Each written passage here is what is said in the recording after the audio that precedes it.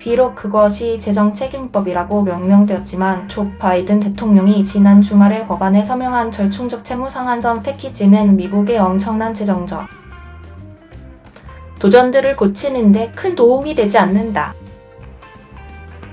미국이 의무를 불이하고 경제적 격변을 방출하는 것을 방지한 이 협정은 합의된 세출 조정 후 다가오는 회계연도의 미국방 재량 지출을 비교적 일정하게 유지하고 다음 회계연도에는 단지 1% 증가만을 허용한다. 그것은 일시적으로 식품 쿠폰 프로그램의 업무 요건을 확대하고 국세청을 위한 210억 달러 이상의 자금 지원을 철회한다. 미 예산국에 따르면 모두 합하면 그것은 다가오는 10년 동안 약 5조 달러의 예산 적자를 줄일 것이다. 그러나 주로 연방정부가 세입에서 차지하는 것보다 훨씬 더 많은 것을 지출하기 때문에 국가의 재정 문제는 그것보다 훨씬 더 크다.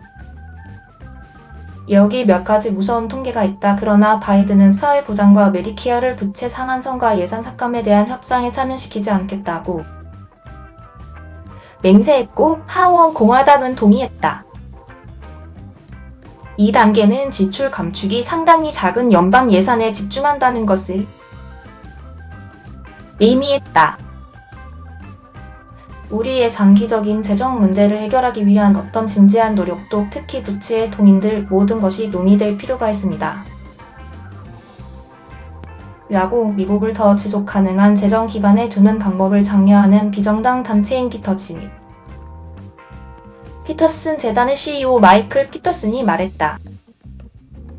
이러한 동인들은 사회보장과 메디케어와 같은 의무적인 프로그램에 대한 지출과 충분한 세수의 부족을 포함한다. 미국 재무부 자료에 따르면 사회보장은 2022 회계연도 연방 지출의 약 19%를 차지한 반면 메디케어는 12%를 차지했다. 적어도 한 명의 오랜 예산 감시단은 부채 상한선 패키지에 대해 다소 낙관적인데 이것이 향후 10년 동안 1조 달러에서 2조 달러의 절약을 창출할 것이라고 추정하고 그것이 향후 2년 동안 재량 지출의 상한선을 뒀다고 지적한다.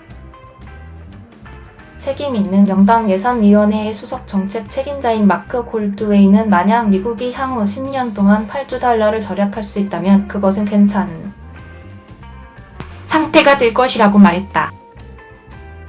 재정책임법은 미국이 그곳에 가는 길의 8분의 1에서 4분의 1을 가게 한다. 그것은 아무것도 아닙니다. 그것은 실질적입니다라고 그는 말했다. 하지만 그것은 분명히 우리가 그곳에 가는 길까지 또는 심지어 그곳에 가는 길의 대부분을 가기에 충분하지 않습니다.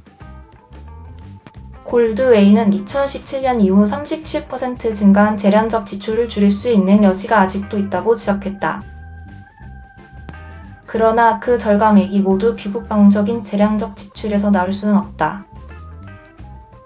의회와 대통령은 나머지 예산과 부채를 안정화하기 위한 새 법을 살펴봐야 할 것인데 이는 정치인들이 손을 대기 싫어하는 분야이다. 중요한 것은 우리가 너무 많이 쓰고 세금을 너무 적게 부과하기로 약속했다는 것입니다라고 그는 말했다.